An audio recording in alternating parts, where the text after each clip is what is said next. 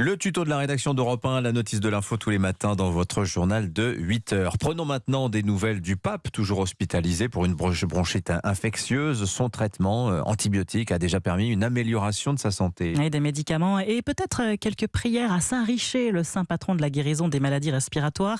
À Rome, les catholiques égrènent leur chapelet pour une rémission rapide du pape.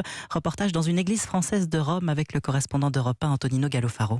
Quelques fidèles arrivent à Saint-Louis des Français dans le cœur de Rome. À 3 jours du début de la semaine sainte, leurs prières vont naturellement au pape hospitalisé. Inès et Jean-Baptiste. On était à son audience et le fait de savoir qu'il a été hospitalisé dans la foulée, ça nous a fait quelque chose.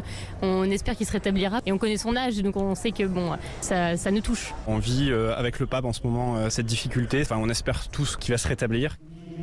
Ces fêtes de Pâques à Rome pourraient être particulières, elles pourraient être célébrées en l'absence du pape. Les fidèles sont pris de court, Jean-Baptiste, Inès et Daniel. Pâques sans pape, c'est vrai que c'est difficile de vivre une semaine pascale peut-être sans lui. On verra comment ça se passe. On espère que cette semaine particulière où beaucoup de chrétiens seront ensemble autour de la foi va lui permettre de guérir. Je pense qu'il vit la semaine sainte à sa façon, et là où il est, et en lien avec tous les chrétiens du monde. François ne sortira pas de l'hôpital avant quelques jours.